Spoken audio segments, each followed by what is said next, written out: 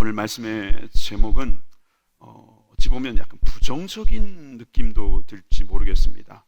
믿음에 실패하지 않으려면, 믿음에 실패하지 않으려면, 이 제목보다 믿음에 성공하려면 이렇게 제목을 잡으면 더 좋겠다 싶은 생각이 제 안에 있었을까요? 없었을까요?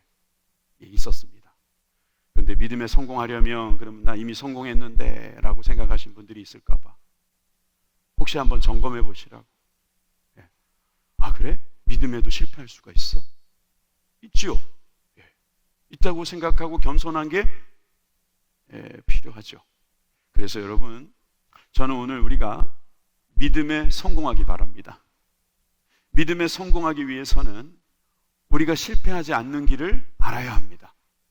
그 길을 오늘 말씀을 통해서 배우고 소망을 갖기 원합니다. 여러분, 그러려면 일단 눈이 좋아야 합니다. 이 눈은 우리 이 육신의 눈도 있지만 여러분, 영안이라는 게 있는 겁니다. 여러분, 우리에게는 그 시만이라는 말도 쓰나요? 여러분, 마음의 눈이라는 게 있다 그랬잖아요.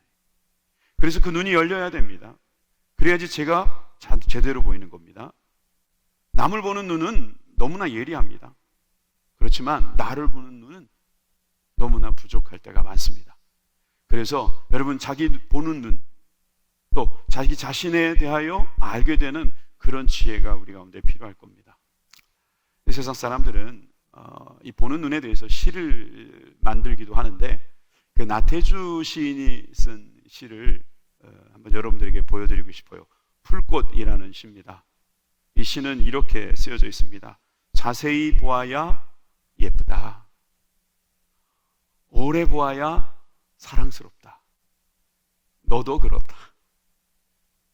예, 좌우에 계신 분에게 다 하긴 어려우니까 너도 그렇다 이렇게 빨리 말해 주시기 바랍니다. 너도 그렇다. 예, 이럴 때 한번 너라고 한번 해보죠. 뭐. 예, 자세히 봐야지 예쁘지.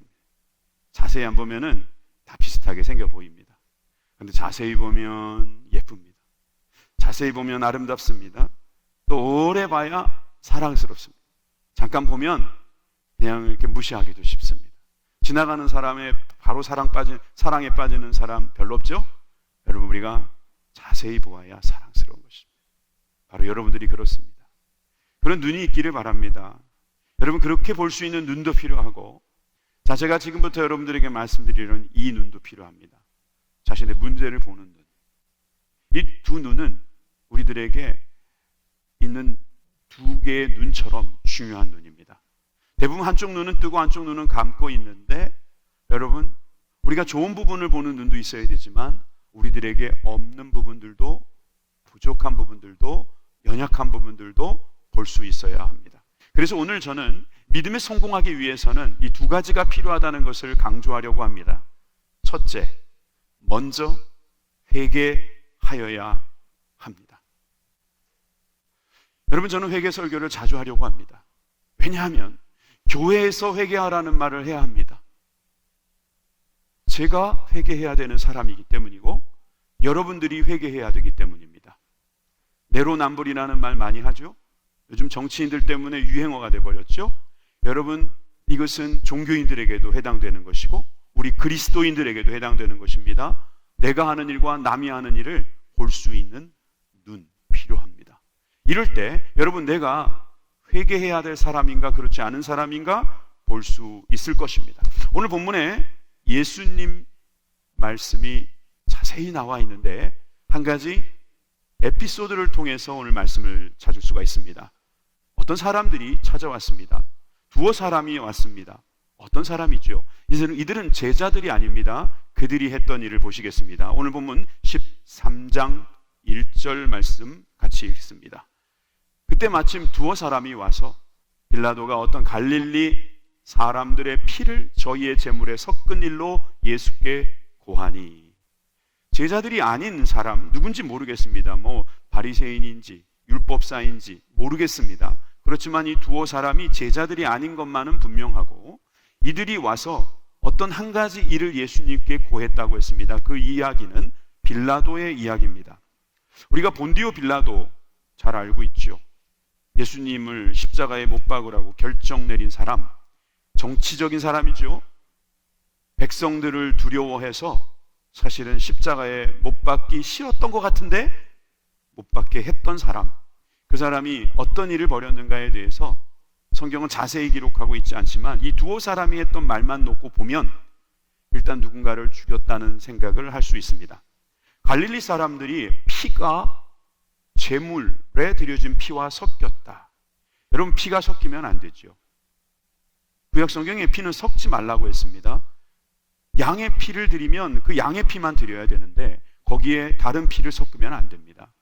여러분, 갈릴리 사람들은 예루살렘에 살던 사람들이 좀 무시하던 사람들입니다. 그런데 그 사람들이 1년에 3번 정도는 예루살렘에 와서 제사를 드립니다. 특별히 출애굽기에 보면 6월절에는 양을 잡아서, 그것도 가족 수에 따라서 양을 잡아 예루살렘에 있는 성전에서 예배를 드릴 수밖에 없는 사실을 볼 수 있습니다. 여러분, 이렇게 제물을 드리다 보면 피가 나오게 되고 이 피가 기록에 보면 정말 시냇물처럼 흘러갈 정도로 절기 때만 되면 그렇게 대단했던 것을 알 수 있습니다. 그것을 통해서 나의 죄가 양에게 전가돼서 양이 죽어가는 모습을 보면서 죄가 얼마나 더럽고 정말 비참하고 그리고 우리들에게 비극적인 것인지를 보게 만드셨죠. 자, 그런 자리에 갈릴리 사람들도 왔을 겁니다. 그런데 빌라도가 성전에 자기의 군대를 보내서 그들을 죽였거나 헌혈을 해가지고 뿌리진 않았을 거 아니겠습니까?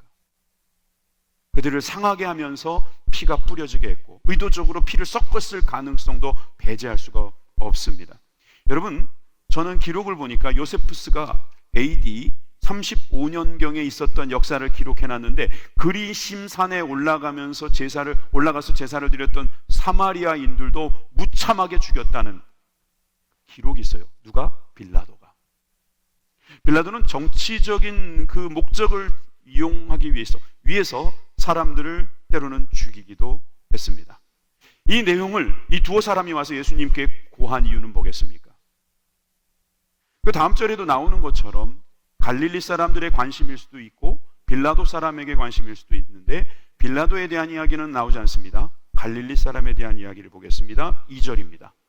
2절, 대답하여 가라사대 너희는 이 갈릴리 사람들이 이같이 해받음으로써 모든 갈릴리 사람보다 죄가 더 있는 줄 아느냐? 저희에게 이르노니 아니라 너희도 만일 회개치 아니하면 다 이와 같이 망하리라. 이 두 사람이 와서 예수님께서 하시는 말씀을 들으려고 할 때 빌라도가 잘못됐다. 너희들은 빌라도를 향해 돌진해서 빌라도를 넘어뜨려라. 그런 혁명적인 발언을 할 거를 기대하고 했을까요? 그럴 수도 있겠죠. 그러나 예수님은 그런 말씀 안 하셨습니다. 갈릴리 사람 이야기를 하는 겁니다. 갈릴리 사람이 거기서 죽었다는 이야기를 예수님께서 바로 하시면서 그들이 해받은, 그러니까 죽은 것, 그것이 그들에게 어찌 보면 불행한 일인데 그들에게 일어난 불행한 일이 다른 갈릴리 사람들에 비해서 다른 것이 무엇이냐라고 할 때 죄 때문이라고 판단하고 있다는 것을 간파하신 겁니다.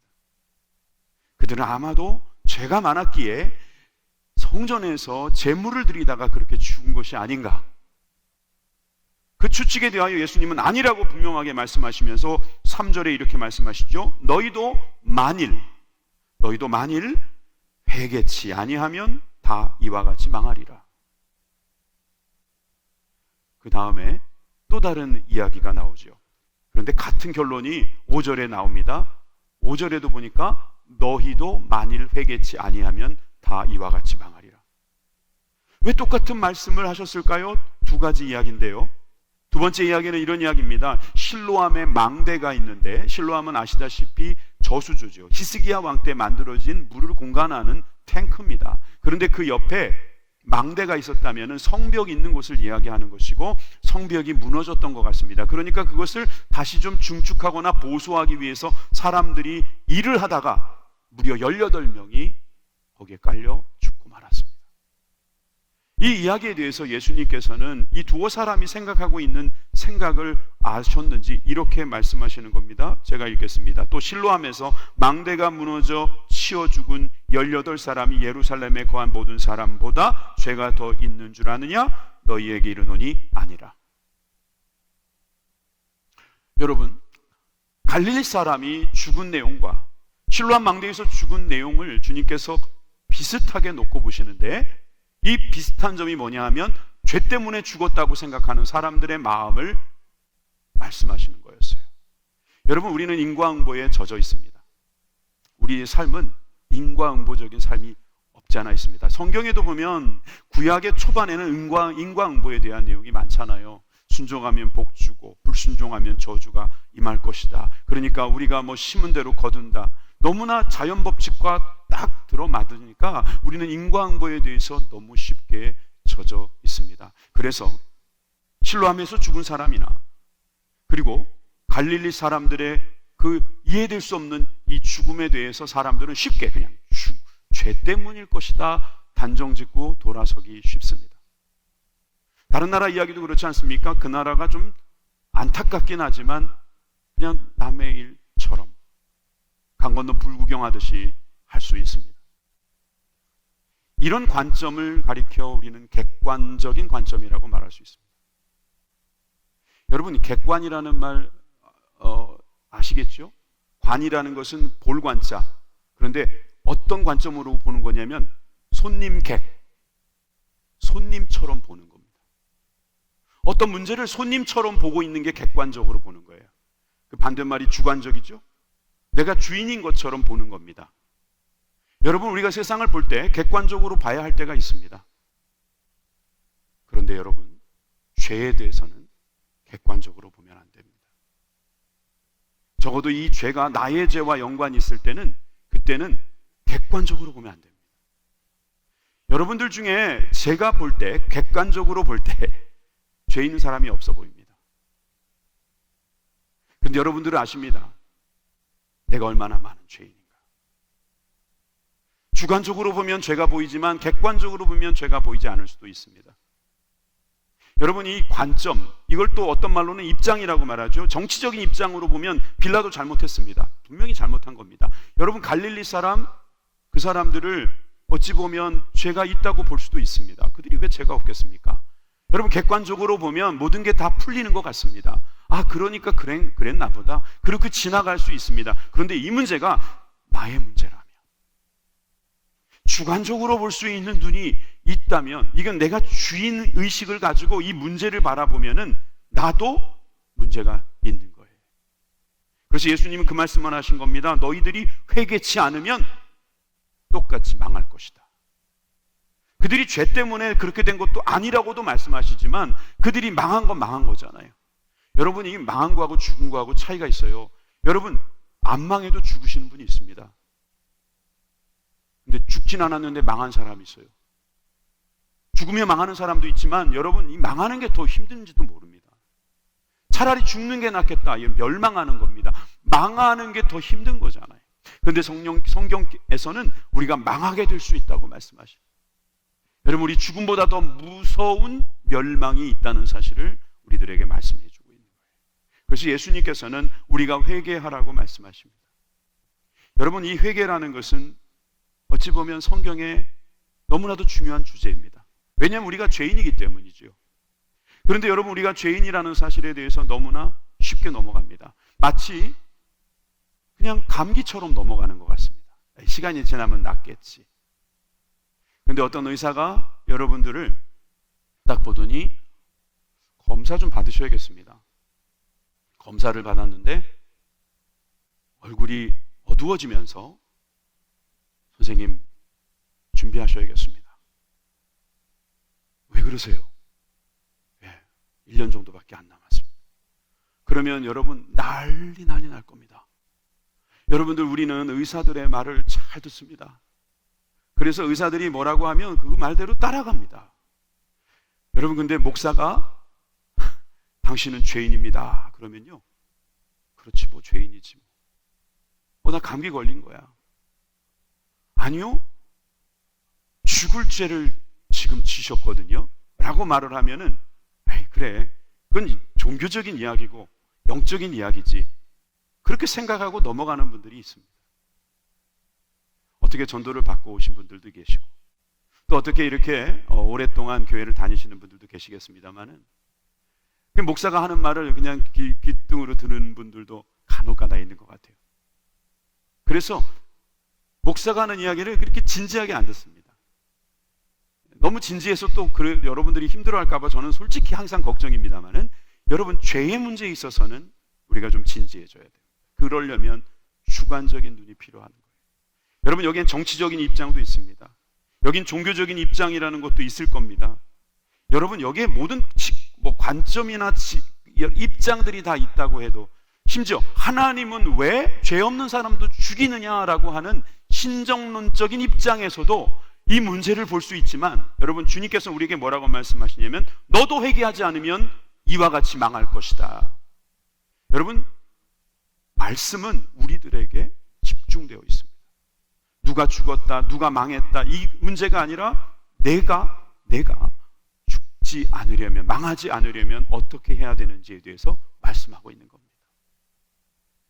여러분, 이 회개의 문제를 성경은 여러 번 다루는데, 재밌게도 구약에서는 회개에 대한 내용이 한 3구절에서 나오는데 그 중에 한 구절을 한번 말할게요. 사실은 회개라는 표현을 안 쓰고 너희들이 주님을 떠났다, 주님을 배반했다, 주님의 말씀에 불순종했다, 그러니 돌아와라 이렇게 말씀하시는데, 회개라는 단어는 많이 안 써요. 구약에 가면 많이 써요. 신약에 가면 많이 써요. 구약에는 이 말씀이 있습니다. 에스겔 18장 20절입니다. 나 주 여호와가 말하노라, 이스라엘 족속아, 내가 너희 각 사람의 행한 대로 국문할지라, 너희는 돌이켜 회개하고 모든 죄에서 떠날지어다.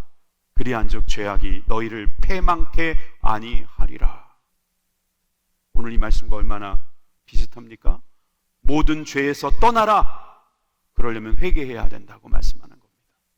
여러분, 입으로 회개하십시오. 마음으로 회개하십시오. 그리고 먼저 여러분들이 죄인인 것을 인정하십시오. 깨달으셔야 합니다. 여러분, 저도 죄인이고 여러분도 죄인인데 우리 다 같이 다 죄인이라고 해서 공통적으로 생각하고 너무 객관화하지 마세요. 여러분 자신이 죄인이라는 사실을 아셔야만 지금 여러분들이 믿음에서 성공할 수가 있는 겁니다. 교회를 오래 다녀도 변화가 없고, 여러분들이 봉사를 많이 하고 무슨 일을 하고 많이 배웠는데도 변화가 없다면 혹시 여러분들의 죄의 문제가 해결되지 않았는 것은 아닌지 보시기 바랍니다. 여러분이 죄를 볼 수 있는 사람은 그 다음부터 길이 열리는 거예요.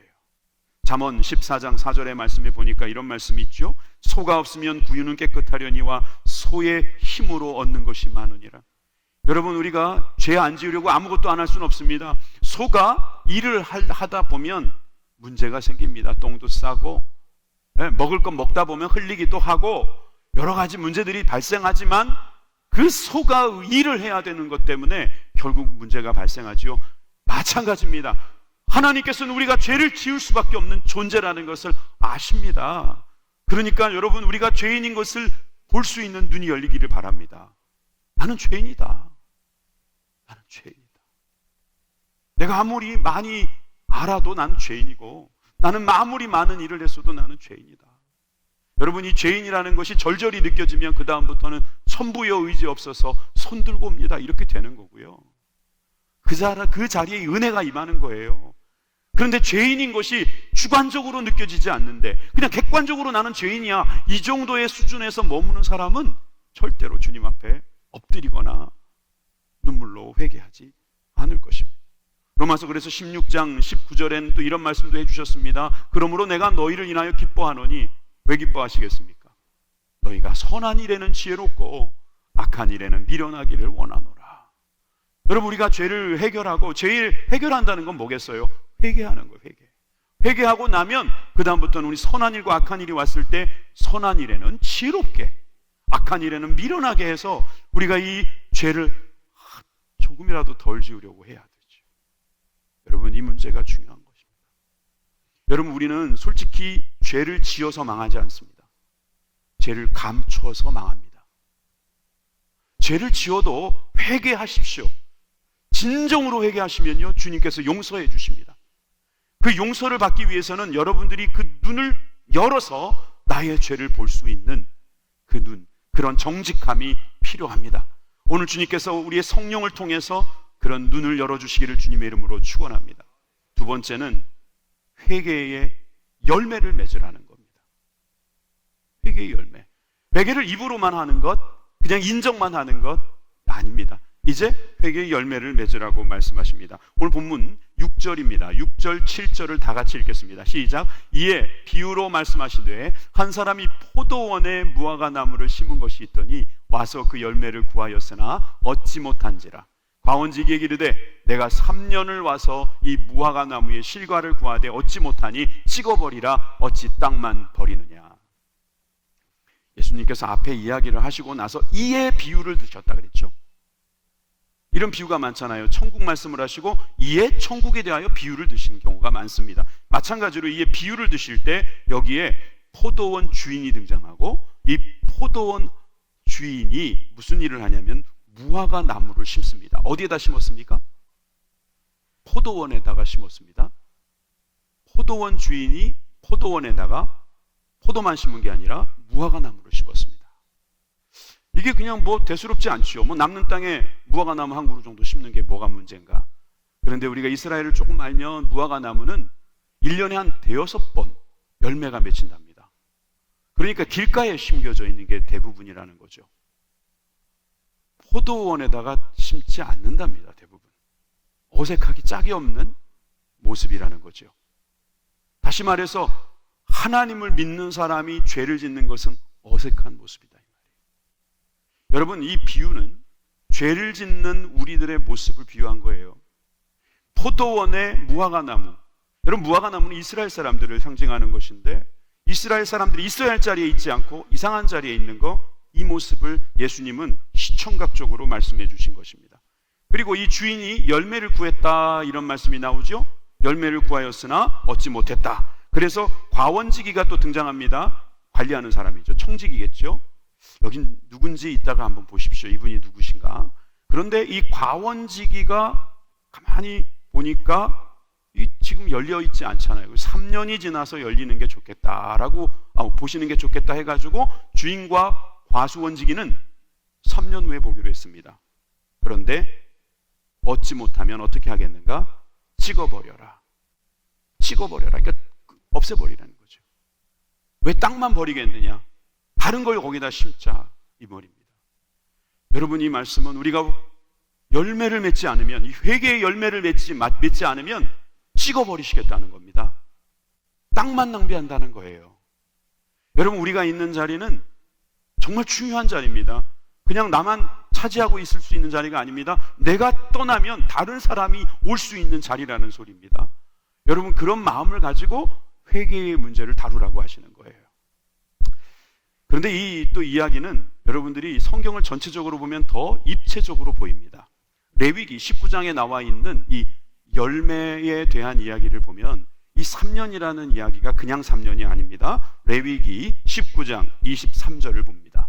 같이 읽겠습니다. 시작. 너희가 그 땅에 들어가 각종 과목을 심거든 그 열매는 아직 할례 받지 못한 것으로 여기되 곧 3년 동안 너희는 그것을 할례 받지 못한 것으로 여겨 먹지 말 것이요 제4년에는 그 모든 과실이 거룩하니 여호와께 드려 찬송할 것이며 제5년에는 그 열매를 먹을지니 그리하면 너희에게 그 소산이 풍성하리라. 나는 너희 하나님 여호와니라. 명령이죠.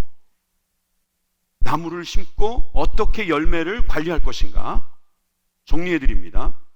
3년 동안은 열매를 맺히는 그 초반 3년은 할례 받은 것과 마찬가지로 사람이 할례 받은 것처럼 그것을 먹지 말라는 겁니다. 그리고 4년 차가 되면은 그것을 하나님께 드려라, 이 말입니다. 그리고 5년 차 때부터 먹어라. 이 이야기를 제가 그림으로 한번 설명해 보겠습니다. 작은 나무가 심겨져서 이제 묘목으로 자라나기 시작합니다. 1년, 2년, 3년 자랐습니다. 자라는 동안 아직 열매는 맺혀질 수 없는 그냥 말 그대로 어린 나무가 자라는 시간 3년 지나갔습니다. 그리고 할례 받는 또 3년이 또 지나가 버린 겁니다. 네. 그래서 몇 년이 됐습니까? 6년이 됐습니다. 그리고 또 하나님께 드려야 되는 또 1년이 필요하죠. 7년이 가고 말았습니다. 그런데 아까 포도원 주인과 과원지기가 뭐랬습니까? 3년을 기다려보겠다 그랬어요. 또 3년이 지나갑니다. 몇 년 됐습니까? 최소 10년 된 겁니다. 나무를 땅에다 심고 10년 동안 기다렸는데 열매가 맺히지 않아요. 입만 무성해요. 그런데 그걸 찍어버리겠다는 주인이 잔인한 겁니까? 여러분들이 이 비유를 보면서 주인이 너무 잔인하다, 이게 너무 잔인한 이야기 아닌가라는 생각이 여러분 들지 모르지만 아니요, 10년이나 기다려준 거예요. 10년, 최소 10년을 기다려준 거예요. 자, 또 그림을 하나 보여주시겠어요?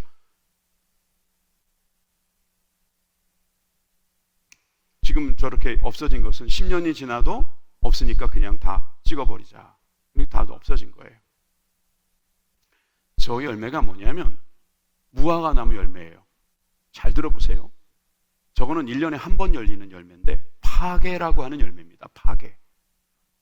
그러니까 무화과 나무는요, 시기마다 다르게 열리는데 이게 우기가 지나서 첫 열매로 열리는 게 파괴라고 그래서 눈깔 사탕 마나타입니다. 그래서 가난한 아이들은 이걸 기다리고 있거나 나그네들은 이걸 기다리고 있고, 옛날에 못 먹을 때는 그 오랫동안 열매가 없다가 저기서 열매가 열리니까 햇 무화과 첫 열매, 저 파괴를 기다리고 있는 거예요. 그 파괴가 열리고 나서 그걸 다 띄어내고 나면 그 다음에 뭐가 열리냐면 테나라고 하는 게 열리는 거예요.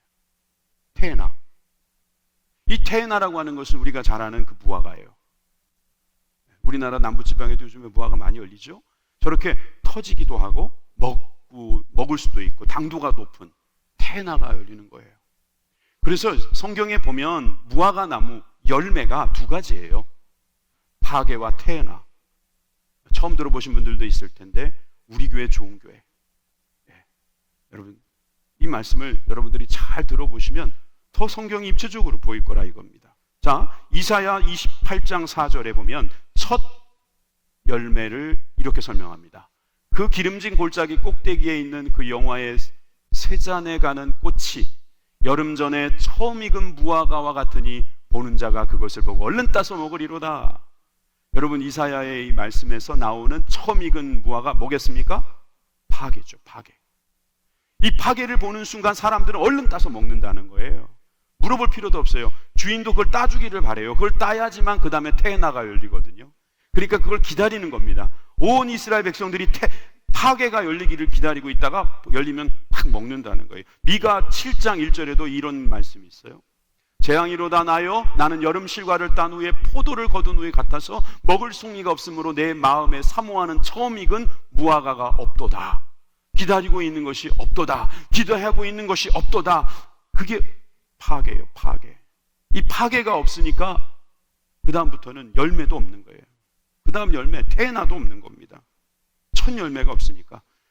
하나님은 우리 이스라엘 백성들, 우리 영적인 우리들 이스라엘 백성들이잖아요. 우리를 바로 이렇게 파괴로 보십니다. 그래서 이스라엘 백성들에 대해서도 처음 익은 무화과라는 표현을 쓰신 적이 있습니다. 호세아 9장 10절입니다.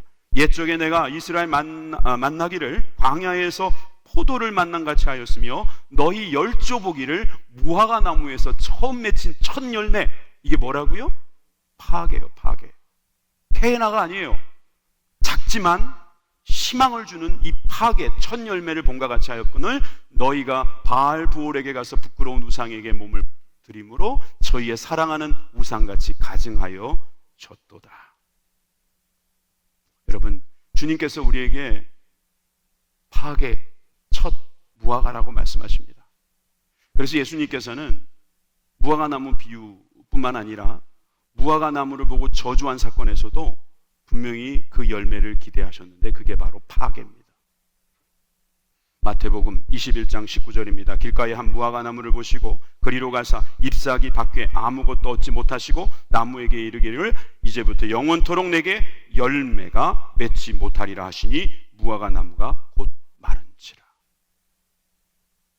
아직 때가 되지 않았다라고 하는 누가복음도 있습니다만은 여러분, 이 말씀을 가지고 어떤 분들은 예수님 너무 잔인하시다. 여러분, 그렇게 해석하면 안 되고요. 이 말씀은 열매만 무성한 우리들, 우리는 잎사귀만 무성한 우리들, 그렇죠? 잎사귀만 무성한 우리들을 주님께서 보시고 잘못됐다고 말씀하시는 거예요. 여러분, 우리는 나무의 입장에서 잎사귀가 무성하면 잘 자라고 또 사람들이 보기에도 좋고 뭔가 된 것 같은 느낌이 있으니까 겉만 번지르르해지는 것을 좋아합니다. 사실 열매라는 것은 나무의 입장에서 보면 가지가 부러질 수도 있고 사람들이 올라타서 괴롭힐 수도 있기 때문에 열매 맺는 거 별로 안 좋아합니다. 그러나 그 나무의 주인은 잎사귀보다는 열매에 더 관심이 있는 것이죠. 근데 잎사귀는 무성한데 잎사귀까지 무성하지 않다면 열매를 기대하지도 않습니다. 여러분, 우리들에게 태어나로 기대하는 게 아닙니다. 하나님께서 우리를 처음부터 굉장한 사람으로 인정하고 우리들에게 대단한 것을 원하는 게 아니라 그냥 그 눈깔 사탕 같은 파괴, 곧 첫 열매를 기대하고 있는데 그게 안 열려요. 그런데 잎만 무성하다면, 겉만 번지르르하다면 그것은 영원히 죽을 수밖에 없다고 경고해 주시고 계신 겁니다. 여러분, 이 장면을 보면서 과수원지기가 뭐라고 말했을까요? 오늘 본문의 8절에서 9절에 이렇게 말씀하고 있습니다. 대답하여 가로되 주인이여 금년에도 그대로 두소서. 3년 동안 열리지 않으니까 금년에도 한 번만 더 기회를 달라고 말합니다. 이 주인에게 부탁하는 과수원지기는 도대체 누굴까요? 그가 이렇게 말합니다. 내가 두루 파고 거름을 줄이니 이후에는 만일 실과가 열면 이어니와 그렇지 않으면 찍어버리소서 하였다 하시니라. 여러분, 이 과수원지기는 여러분들이 생각한 바로 그분입니다. 예수님께서 우리 하나님께 우리들을 보시면서 1년만 더 기다려 주십시오. 1년만 더 기다려 주십시오. 매년 그렇게 조금만 더 기다려 주십시오. 조금만 더 기다려 주십시오. 그러시면서 내가 뿌리를 더욱더 튼튼하게 만들어 보겠습니다. 그때 찍어도 늦지 않지 않겠습니까? 그렇게 하면서 계속해서 연장하고 계시는 거죠. 그분이 바로 우리 예수님이십니다. 우리가 열매를 맺지 못하고 있을 때에도 우리가 여전히 이 자리에 나올 수 있는 것은, 그리고 주님 앞에 나아갈 수 있는 것은 예수님이 계시기 때문입니다. 우리는 죄인입니다. 법정 용어로 말하면 유죄입니다. 그런데 1년만 더 적절한 용어가 있죠? 집행유예라는 말이 있습니다.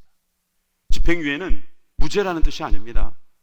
죄를 지었지만 이것을 집행하는 것을 좀 더 기다리면서 나도 보겠다는 겁니다. 그런데 그 집행유예 기간에 잘못하게 되면 이제 그대로 실행해야 되는, 그래서 한 사람을 좀 교화시키기 위해서 기회를 주는 시간이잖아요. 마찬가지입니다. 우리가 죄인이 아니라서 죽지 않은 것이 아니라는 거예요. 예수님께서 기다려달라고 부탁하고 우리에게 기회를 주시려고 뿌리에 영양분을 주시고 우리에게 기회를 주시고 시간을 주시고 말씀을 주시고 선지자를 보내주시고 깨달음을 주시고 우리들에게 때로는 환난도 주시고 어려움도 주시는 거예요. 여러분, 우리 다시 한번 나무 그림을 다시 볼까요? 여러분, 나무는 저렇게 작을 때가 있어요. 자라날 때가 있습니다. 자라나면 저렇게 열매를 맺어야 돼요. 얼마나 아름답습니까?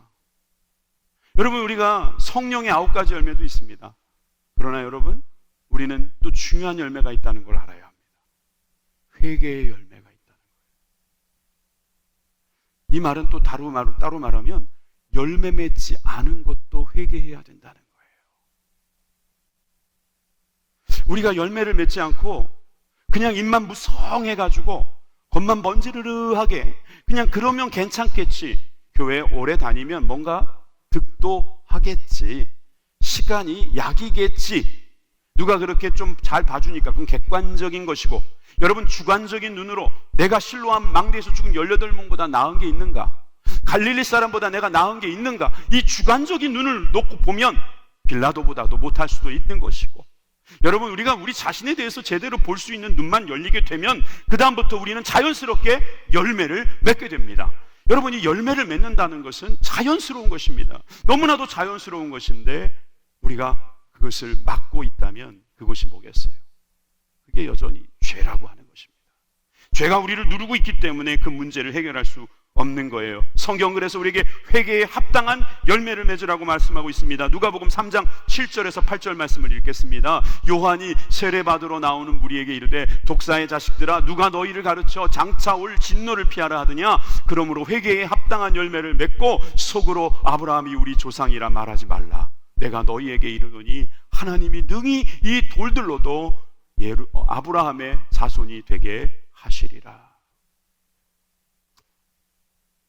돌이 없어서 우리를 구원하신 게 아니에요. 사람이 없어서 우리를 택하신 게 아니에요. 코로나 오니까 떠나가는 분들도 있을까 봐 전 마음이 매우 아파요. 그렇지만 그건 객관적인 눈이에요. 주관적인 눈으로 보면 일단 제가 문제인 거예요. 누구 보고 회개하라고 할 입장이 아니에요. 제가 설교자니까 지금 여러분들에게 회개하라고 외치는 것이지, 사실 저는 설교자가 아니라면 제가 제일 먼저 회개해야 될 죄인입니다. 여러분들이 저를 모르셔서 그렇지 전 정말 죄인입니다. 저 정말 형편없는 사람입니다.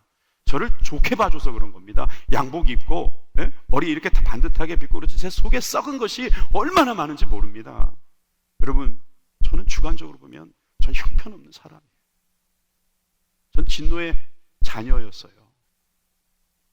그런데 주님께서 저를 사랑하셔서 회개의 기회를 주셨어요. 저는 회개에 합당한 열매를 맺어야 돼요. 여러분, 이 회개에 합당한 열매라는 것은 우리의 삶이 바뀌는 거 아니겠습니까? 말로만 회개한다 그러고 또 돌아가서는 또 딴짓하고 사람들이 보지 않으면 그냥 아무도 안 보는 줄 알아요. 주님 곧 오십니다.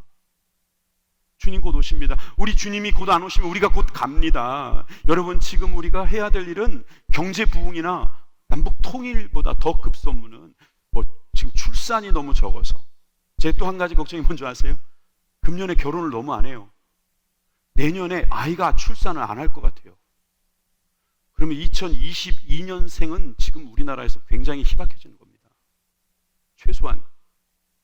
여러분, 이게 걱정거리 아닙니까? 그런데 이 걱정거리보다 더 큰 걱정은 뭡니까? 제가 멸망하게 생겼다는 거예요.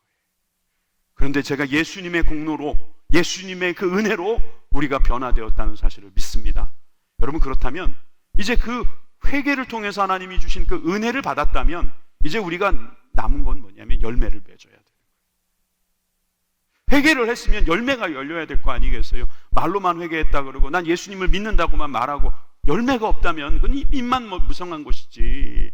여러분, 회개라는 것은 주님께서 다 용서해 주신다는 전제하에서 하는 거 아니겠습니까? 안 해도 해야 되겠지만 물론 우리는 그런 은혜가 있기 때문에 회개를 했잖아요. 자, 그 다음에는 우리는 은혜를 입어야 합니다. 그것을 이사야에서는 이렇게 말했습니다. 이사야 43장 18절에서 20절입니다. 너희는 이전 일을 기억하지 말며 옛적 일을 생각지 말라. 보라, 내가 새 일을 행하리니 이제 나타날 것이라. 너희가 그것을 알지 못하느냐. 정령이 내가 내게 광야의 길과 사막의 강을 내리니 장차 들짐승 곧 실랑과 및 타조도 나를 존경할 것은 내가 광야의 물들을 사막의 강들을 내어 내 백성 나의 택한 자들로 마시게 할 것임이니라.